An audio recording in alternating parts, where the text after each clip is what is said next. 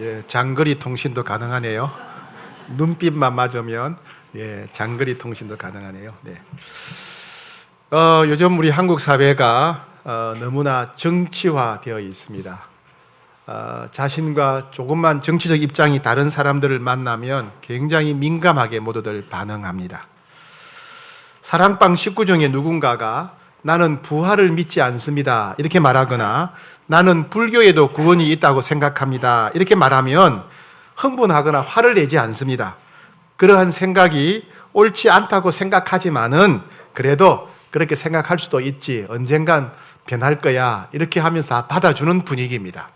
그런데 누군가가 나는 윤석열 대통령이 아무 죄가 없다고 생각합니다 이렇게 말하거나 나는 이재명이 대통령이 되어야 된다고 생각합니다 이렇게 말하면 갑자기 사람들이 화를 내면서 도대체 무슨 소리를 하고 있느냐, 이런 식이면 나는 사랑방에 안 나오겠다, 막 이런 일이 벌어집니다. 그렇죠? 부모와 자식과의 관계에도 마찬가지입니다. 부모님들은 그렇게 자녀들을 보고 싶어하고 손자, 손녀들을 안아보고 싶어합니다. 그러다가 이제 아버지가 아들한테 카톡으로 유튜브 영상을 계속 보냅니다. 그것이 싫은 아들은 아버지한테 짜증을 내면서 다시는 이런 거 보내지 마세요 라고 한마디 합니다. 그러면 아버지는 이렇게 말합니다. 너희들 이번 설에는 내려오지 마라. 네. 참 걱정입니다. 네. 우리는 지난주부터 위의 것을 생각하고 땅의 것을 생각하지 말라라는 주제로 하나님 말씀을 받고 있습니다. 1절, 2절 말씀, 골로새서 3장 1절, 2절 말씀 같이 받들어 읽겠습니다. 시작. 그러므로 너희가 그리스도와 함께 다시 살리심을 받았으면 위의 것을 찾아라. 거기는 그리스도께서 하나님 우편에 앉아 계시느니라. 위의 것을 생각하고 땅의 것을 생각하지 말라. 너희가 그리스도와 함께 다시 살리심을 받았으면, 너희가 예수 그리스도와 함께 십자가에 못 박혀 죽었고 예수님 부활과 함께 너희가 새 생명 얻은 자라면, 너희가 예수님을 통해서 새 생명 얻은 자라면 위의 것을 생각하고 땅의 것을 생각하지 말라 그랬습니다. 지난주에는 골로새서 3장 1절부터 9절을 통해서 예수 믿는 성도들이 벗어버려야 될 땅의 것이 무엇인가, 땅의 것에 관해서 함께 나누었습니다. 오늘은 예수님을 통해서 새 생명 얻은 성도들이 추구해야 될 위의 것, 하늘의 것이 무엇인가, 우리가 추구할 것이 무엇인가에 대해서 함께 은혜를 나누고자 합니다. 여러분, 우리는 무엇을 추구해야 될까요? 우리가 추구해야 될 위의 것, 하늘의 것이란 도대체 무엇일까요? 첫 번째, 우리가 추구해야 할 하늘의 것 첫 번째는 하나님이 우리를 불쌍히 여겨주셨기 때문에 우리도 다른 사람들을 불쌍히 여기며 살아야 된다는 겁니다. 오늘 본문 12절 말씀 같이 받들어 읽겠습니다. 시작. 그러므로 너희는 하나님이 택하사 거룩하고 사랑받는 자처럼 긍휼과 자비와 겸손과 온유와 오래 참음을 옷 입고, 긍휼, 자비, 오래 참음 전부 다 다른 사람을 불쌍히 여기는 것입니다. 여러분, 하나님이 우리를 먼저 불쌍히 여겨주셨어요.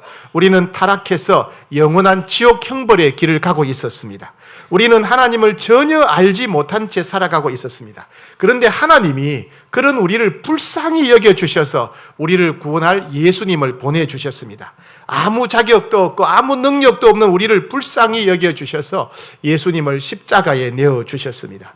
우리가 죄를 용서받게 된 것은 우리가 뭔가 착한 일을 해서가 아니라 하나님이 우리를 불쌍히 여기셨기 때문에 그렇습니다.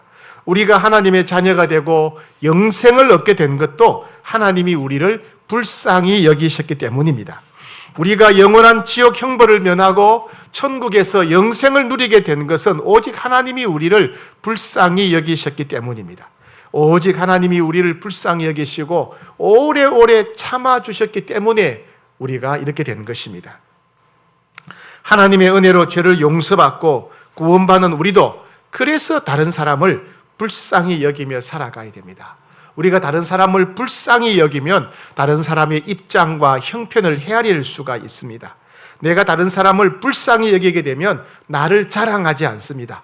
내가 다른 사람을 불쌍히 여기면 우리는 겸손할 수가 있습니다.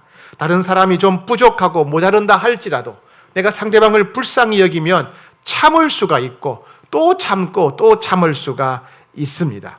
이와 같이 다른 사람을 불쌍히 여기는 마음, 이것이 우리가 추구해야 될 하늘의 그 첫 번째입니다. 그러니 여러분, 우리는 서로를 불쌍히 여기셔야 됩니다. 남편 여러분, 아내를 불쌍히 여기세요. 아내를 가만히 한번 쳐다보세요. 나같이 부족한 사람 만나가지고 고생하는 아내 불쌍하지 않습니까? 아내가 불쌍하죠, 그죠? 아내를 불쌍히 여기셔야 됩니다.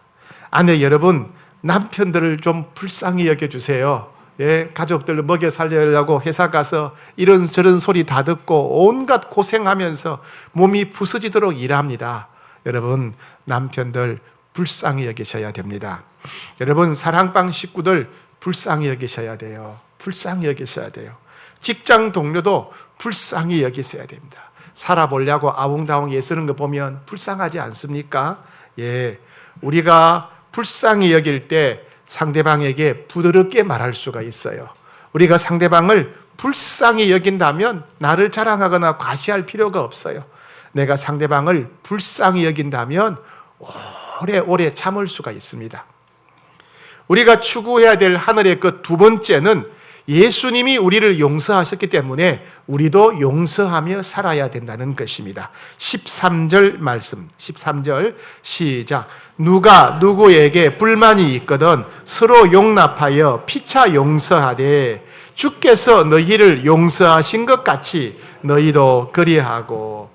여러분, 우리 그리스도인들이 절대로 품어서는 안 되는 생각, 마음이 있습니다. 우리 그리스도인들이 절대로 품어서는 안 되는 생각, 마음이 뭐냐면 원한, 악심, 악감정, 적대감, 복수심.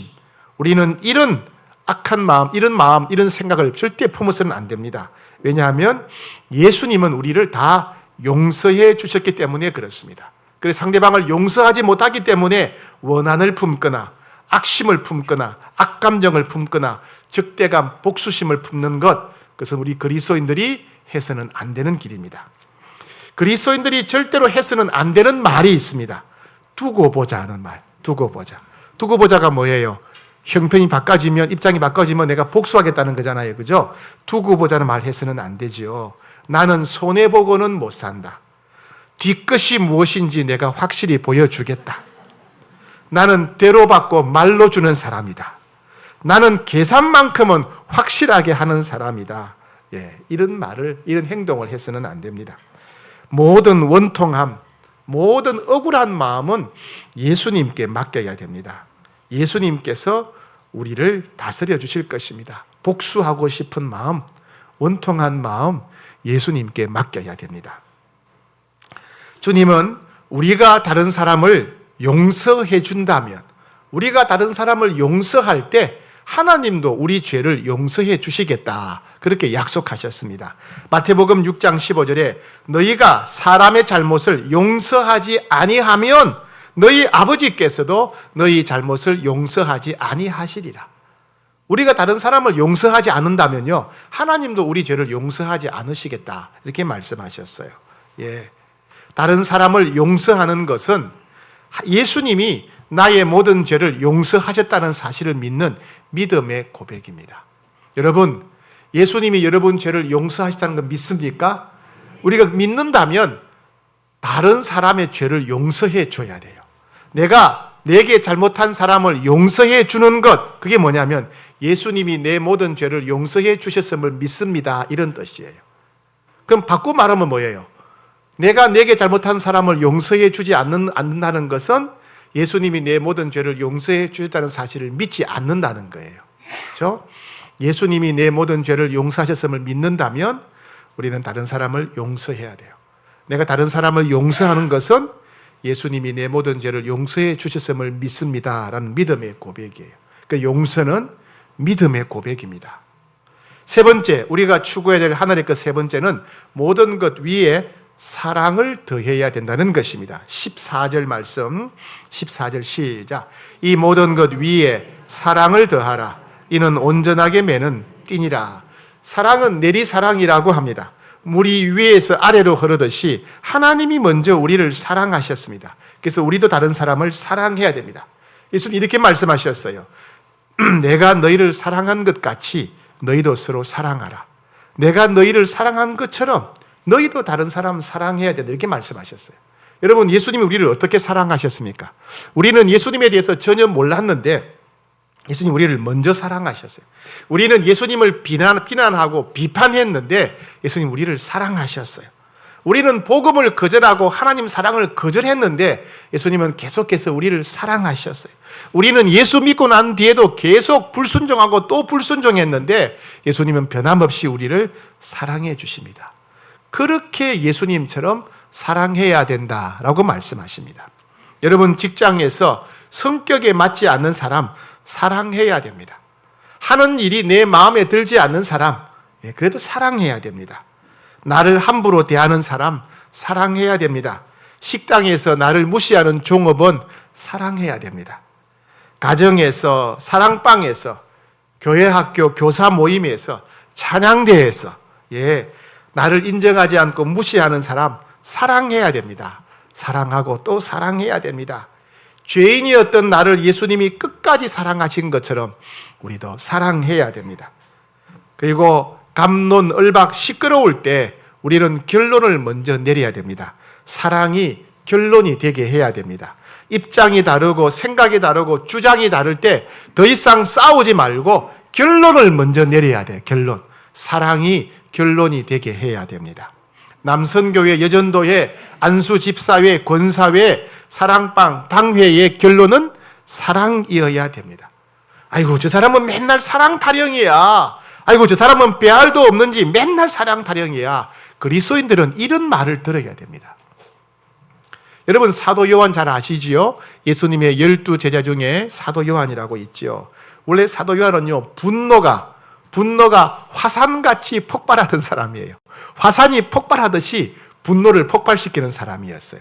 하루는 예수님과 함께 길을 가는데 사마리아 사람들이 길을 가로막았어요. 그래서 통행하지 못하게 합니다. 그러자 사도 요한이 예수님께 이렇게 요청했습니다. 예수님, 하늘에서 불을 내려서 저 사람들을 모조리 태워 죽여버립시다. 이렇게 말하는 거예요. 여러분, 사도 요한이 담임 목사가 아닌 거 감사하셔야 됩니다. 사도 요한이 담임 목사였으면 졸다가 불에 타고 지각했다가 불에 타고 이런단 말이죠. 하늘에 불이 내려왔다니까. 그렇게 과격한 사람이 십자가에 죽으시고 부활하신 예수님을 체험하면서 완전히 변화되었습니다. 사도 요한이 기록한 성경이 요한일서지요.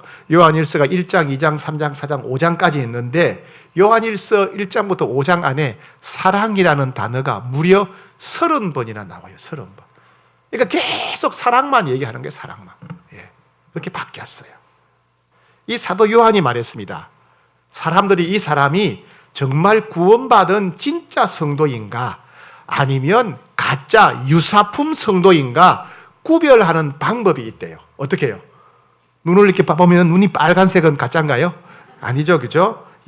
사도 요한은 사람을 딱 보면 이 사람이 진짜 구원받은 성도인가 아니면 가짜 성도, 유사품 성도인가 구별을 할 수 있답니다.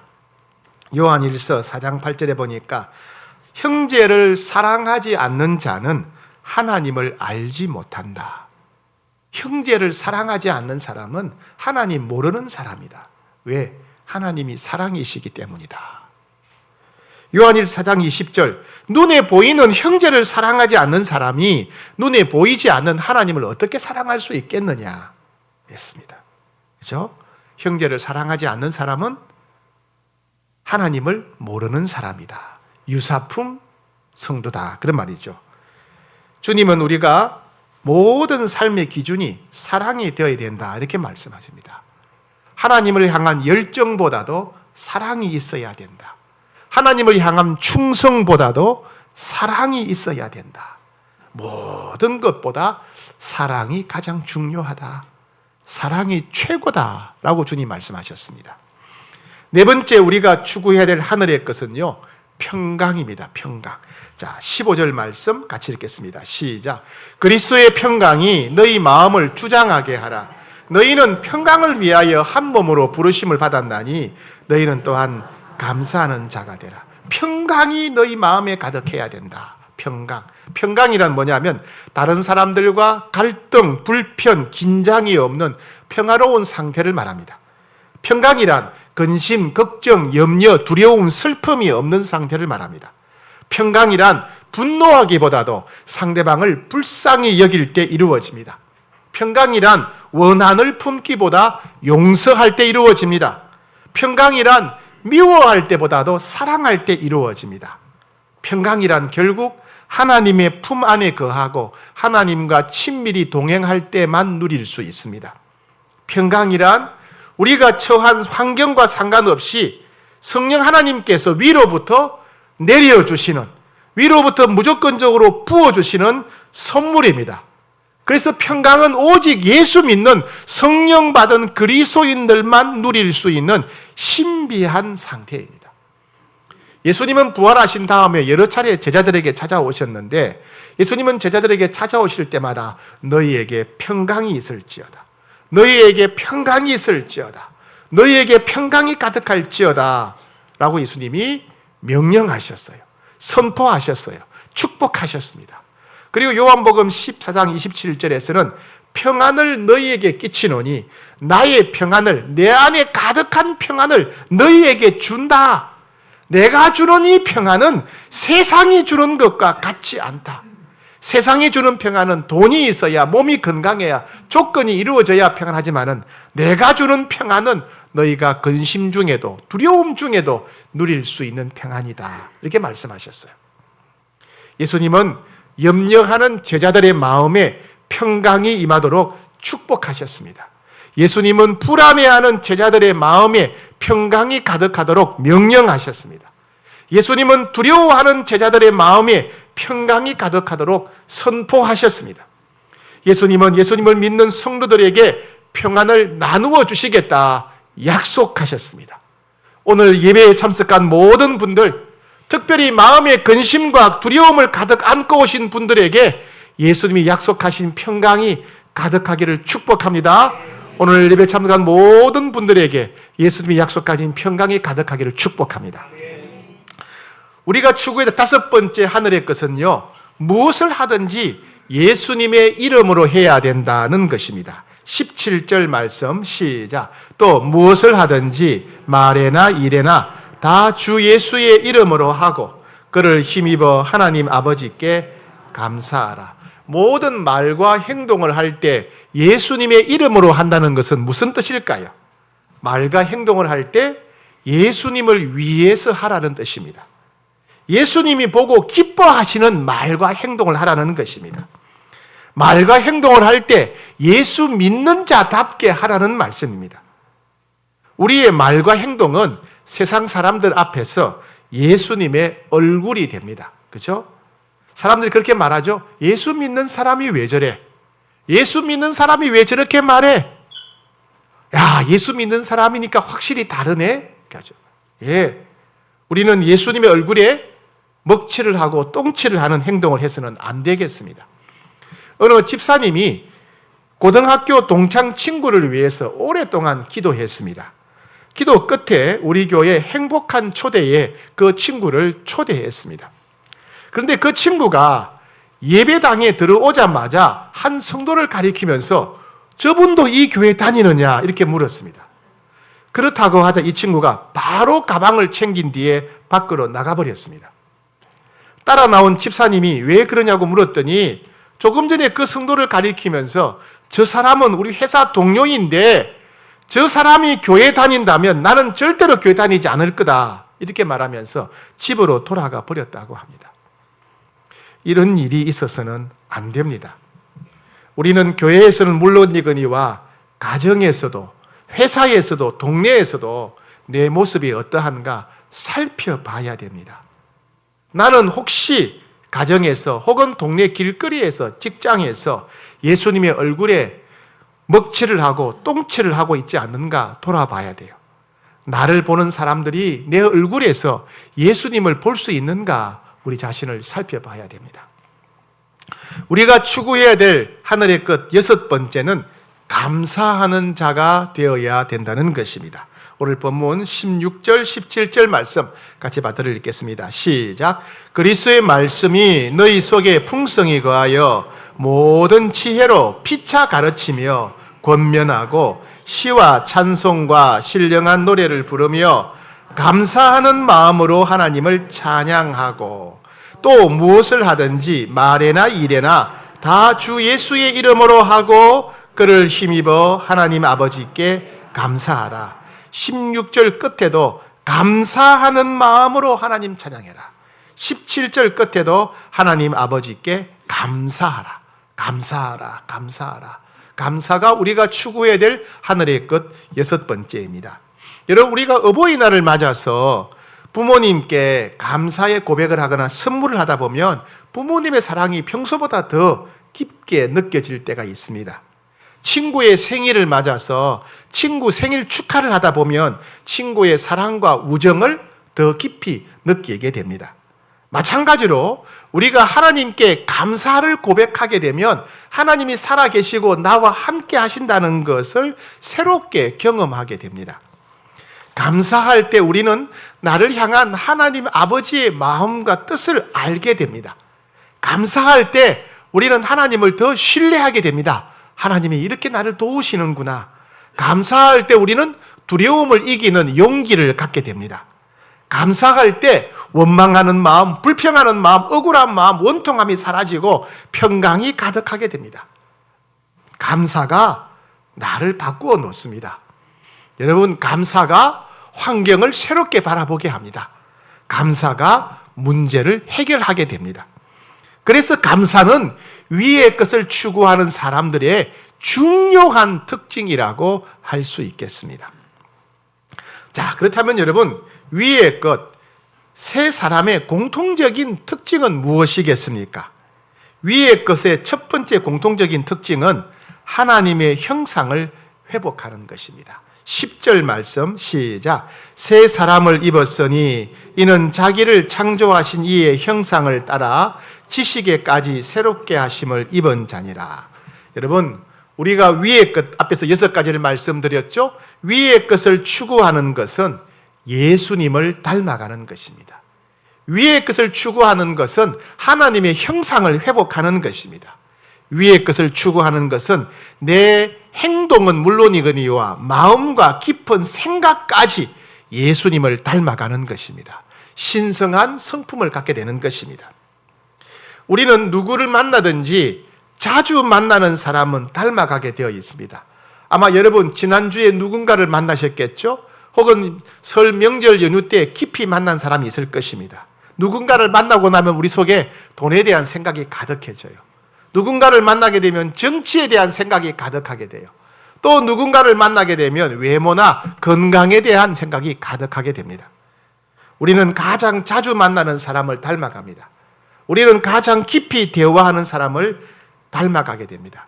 그래서 우리는 하늘의 것, 위의 것을 추구하려면, 신성한 성품을 추구하려면 예수님을 자주 만나야 돼요. 예수님을 깊이 만나야 됩니다. 올해는 거룩한 습관 형성하기 두 번째, 매일 큐티하기지 않습니까? 우리는 각자의 지성소에서 큐티를 통해서 예수님을 만나야 됩니다. 우리가 매일 예수님 만나고, 우리가 매일 예수님 바라보고, 우리가 매일 예수님과 친밀히 동행한다면 우리의 마음이 예수님의 마음을 닮아가게 될 거예요. 우리의 말과 행동이 예수님을 닮아가게 될 것입니다. 사랑하는 여러분, 날마다 지성소에서 그렇게 예수님을 만나고 그렇게 날마다 예수님 닮아가는 여러분 되시기를 축복합니다. 위의 것의 두 번째 특징은 모든 성도들이 누구나 추구해야 된다는 것입니다. 위의 것, 하늘의 것은 예외 없이 모든 성도들이 추구해야 되는 것입니다. 11절 말씀입니다. 11절 시작.